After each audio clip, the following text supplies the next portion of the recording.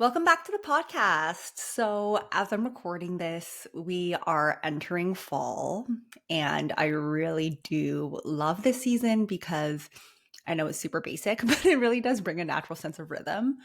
So, it's cooling down a little bit here in Toronto.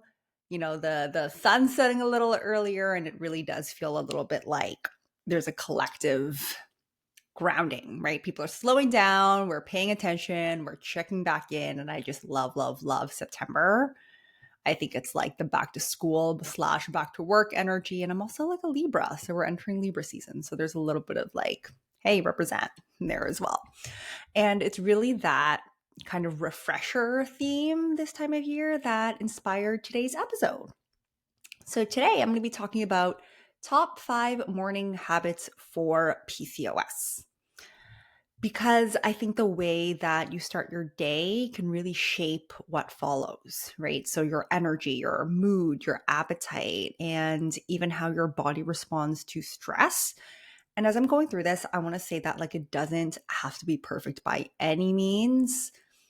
And of course, you can always pivot midday if things don't go necessarily as planned, right? But I do think mornings are one of the best starting points for building momentum and for really creating a higher capacity to layer on more health supporting habits as the day goes on, right? So if you have a solid morning, you're much more likely to have a solid afternoon and evening and before bed as well. So this episode, I'm going to be walking through 5 simple habits that you can layer into your mornings that actually make a difference in supporting stable blood sugars, in regulating your appetite, in making sure you're getting adequate nutrients, that you're creating steady energy, all of which are super important for PCOS. And the best part is that none of this is going to be complicated or perfect, right? They're really practical, really, really doable steps to give you more ease and flow into your day.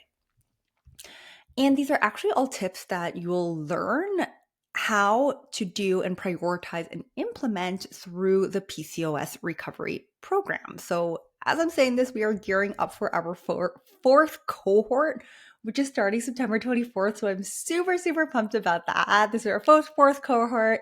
Truly, every cohort gets better and better. And if you're ready to find relief from PCOS symptoms, long term, right? It's not a short term diet, it's really sustainability focused. And this is your chance to get in on the next round of the 3-month program where you learn how to successfully manage PCOS symptoms through diet and lifestyles. And how you're going to do it is access to over 20 video modules. There's live coaching to actually turn these learnings into action.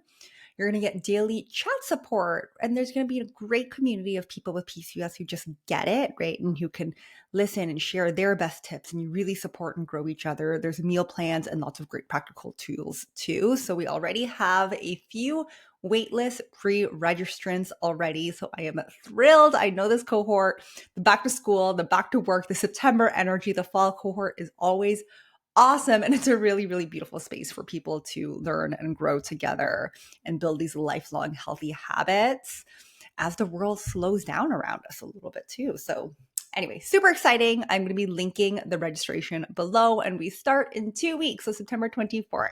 Okay, back to those 5 habits.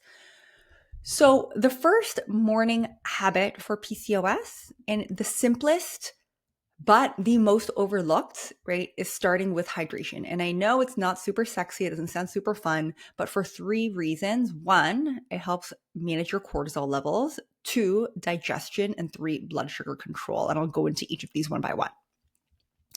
So studies suggest people with PCOS often have dysregulated cortisol patterns. And cortisol is our stress hormone. We need cortisol to survive.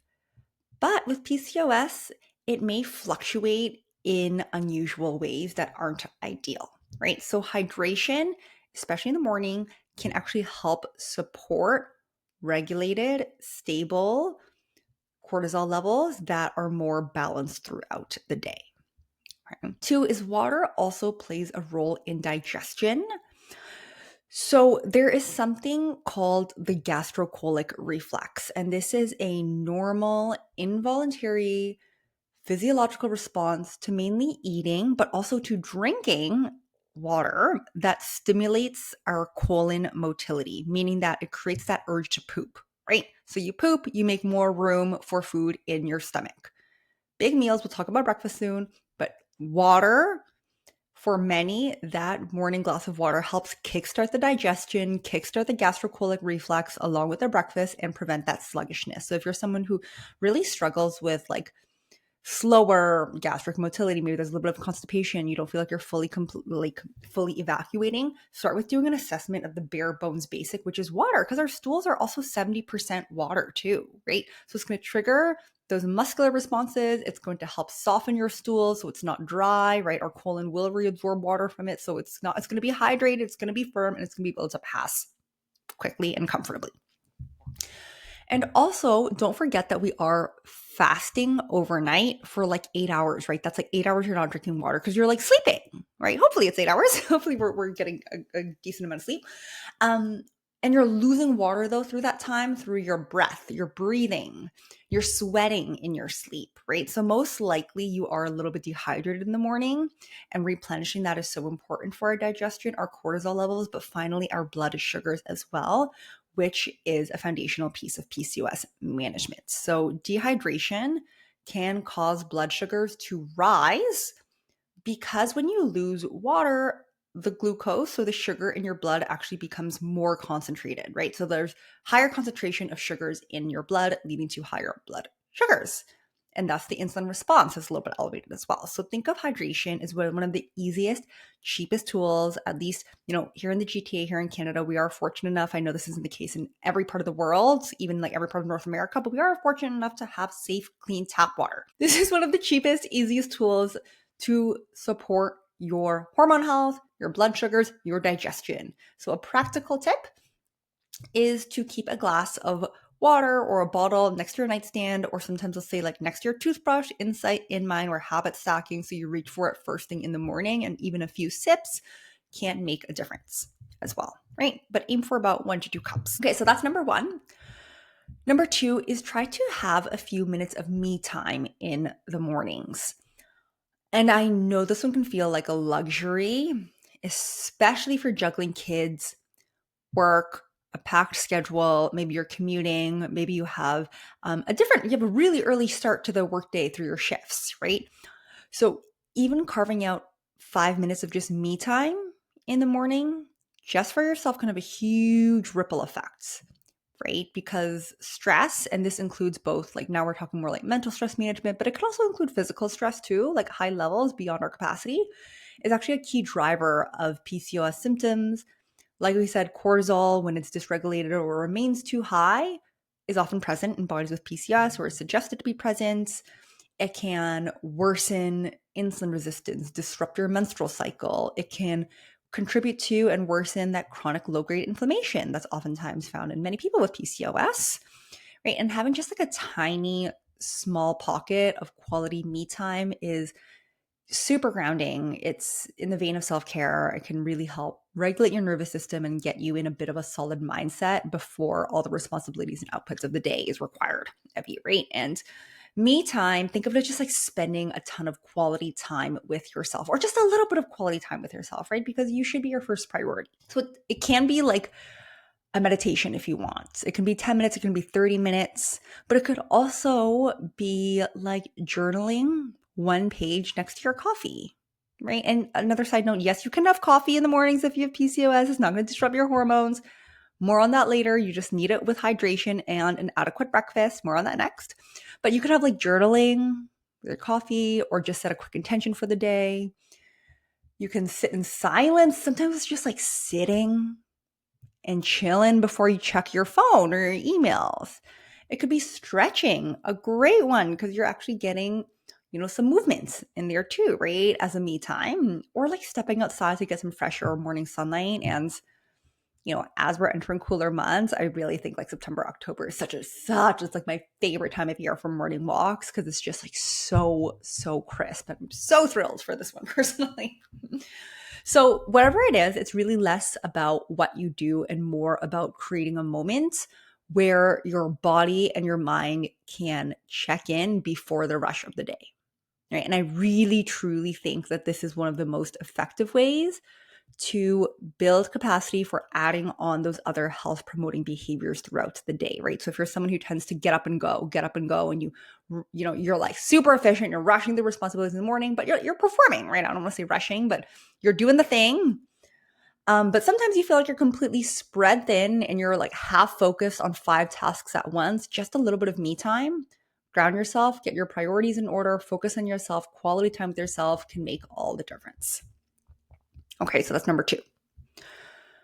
Number 3 is a balanced breakfast with both protein and fiber. So not just protein, not just fiber, ideally a combination of both. And think of these two as like 2 peas in a pod. They work so well together to keep you satiated, to regulate your blood sugars, to give you short and long-lasting energy for all the demands of the day. So a common trap I see people fall into is like maybe you're not so hungry in the mornings. It's just been habitual, or you have coffee first and that's an appetite suppressant. So then we skip breakfast or we just have a little nibbles of fruit, right? We head straight to work, quick fuel, more coffee, we breeze through lunch, and then we hit a wall by 3 p.m., cranky, exhausted, starving cravings. Right? And this can actually, first of all, our blood sugars are on a little bit of a roller coaster. This can put a lot of stress on our bodies because you're performing essentially on an empty gas tank with PCOS, right? We need to fill up that gas tank. And it does open up the floodgates to potential binging behaviors later in the day, right? And this is like a trap that I see a lot of women with PCOS fall into, whether it's unintentionally or intentionally because we're trying to save calories or we're afraid of eating in the mornings, or we feel like we should be eating super light, but then that backfires and leads to binging later, right? So this puts a lot of stress in our body, and back to cortisol levels, right? Breakfast is so important with females and PCOS. So what's interesting is that a study of 65 females found that those who skipped breakfast experienced disruptions in the natural rise and fall of cortisol rhythm and higher blood pressure levels. And both of these are linked to an increased risk for cardiometabolic disease. So super important data. Keep in mind, I know this is like a very low quality observational study, right? So it's low quality, but we're working with what we have because, to be honest, this is a very under-researched area, right? And clinically, from what we see from practice, most people with PCOS feel much better and their lab work is much better and they feel much more regulated.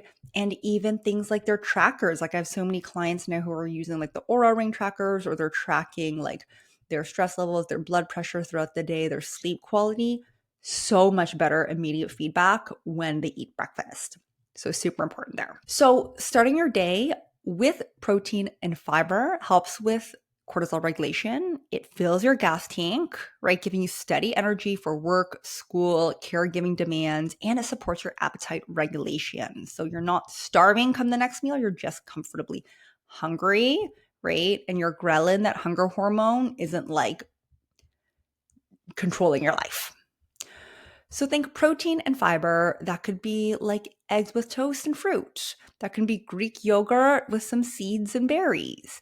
That could be like starting small. Like if you're having congee, maybe we're adding some millet into it, a whole grain. We're adding a little bit of chicken, right? Maybe if you're doing a smoothie, not just fruit, but you're adding protein, whether it's tofu, Greek yogurt, protein powder. So that's number 3. Number 4 habit for PCOS in the morning is gentle planning, not pressure. And this would actually go great right after your me time as well. Is with PCOS routines, planning can make a huge difference, actually with many things in health related, right? And not just nutrition related, but much like that minimum 5 minutes of me time in the morning, if possible, plan your day or even your week. So if you're someone who has a lot on your mind, a lot on your plate, like I personally love to do a Monday morning brain dump, right? I brain dump everything's on my mind, everything I have to do. Some other dietitian, entrepreneurs or other people I know like to separate work from business, but I do like a brain dump, everything, work, life, everything, brain dump, and I schedule it out into the week. So I know that everything's going to be attended to, everything's going to be taken care of, but I don't have to but I also know that I can focus on one thing at a time. right? So I'm actually following that plan. So this is a new system that I've personally started, which helps a lot.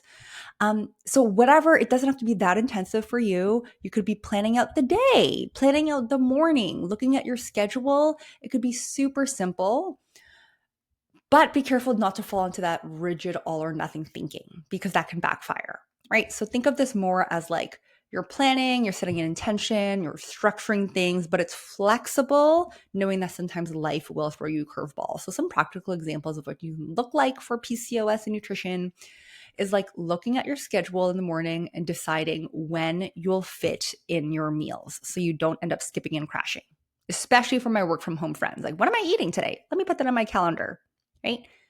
It could also be like laying out snacks. So last week, I actually told a client, part of our plan was to create literally a snack corner on her desk, right? A little box of non-perishable snacks so she actually remembers to fuel between meetings. It could be like setting a realistic expectation for exercise, right? Maybe that's like, oh, looking at my schedule for this week and integrating it into your routine to minimize barriers. Maybe that's like, oh, I'm going to go to the gym near my workspace, or I'm going to go to the gym on my way home from dropping off the kids from daycare because it's actually 5 minutes away, right? So this gentle planning creates a little bit of a sense of direction without piling on a lot of pressure or guilt or being too rigid. It's about like having a plan in place, stacking the deck in your favor, right? Not really like adhering to a super rigid script as well. So structure with flexibility and planning, right? And gentle planning. And the fifth morning habit is a little bit of a bonus one, and that's exercise movements, right? And I labeled this a bonus one because honestly, like any exercise, any time of day is beneficial for PCOS features. And research shows this over and over and over again, whether it's restorative like yoga, whether it's a high intensity exercise, right? I'm not an exercise professional. Reach out if you want any great referrals for excellent personal trainers, right? That said, research shows that any exercise is great. So, and the reason I say this is because there's a lot of myths online about, women with PCOS having to avoid vigorous exercise, which is not necessarily true. We just have to manage our stress load. Anywho, exercise is beneficial for cardiovascular health, blood sugar, insulin management, androgen levels, period cycles, mental health, right? Any time of day. But if you do it in the morning, bonus, right? So that's why this is like that bonus fifth habit, because it can really boost your energy for the day. It really sets you mentally up for a great and focused day too. That's what I've noticed. That's what a lot of my patients notice. But hey, if you can't exercise until later in the day or in the evening, all good too. It is still health promoting as well. So this is more that bonus, right? So a short walk around the block, light stretching, yoga, quick body weight workout. Maybe that's stretching while your coffee brews, right? Or doing calf raises when you're brushing your teeth, or taking a quick walk outside after breakfast. So think of this as that bonus. Integrating a little bit of exercise into your morning can really set you up for the day as well. Okay, so quick recap.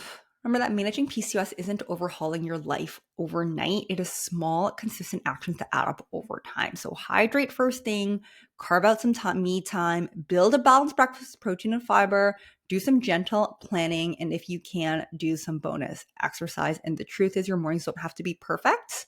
You have to check it off every single day, but focus on these to make yourself feel taken care of, steady, and ready for the day in whatever capacity you can. And if you're listening, and you're thinking, okay, this sounds good, but how do I actually make this work in real life? That is exactly what we guide and coach and teach you to do sustainably in the PCOS recovery program. So we don't just say like drink water, eat breakfast, manage stress, boom, boom, boom, send you along your way, right?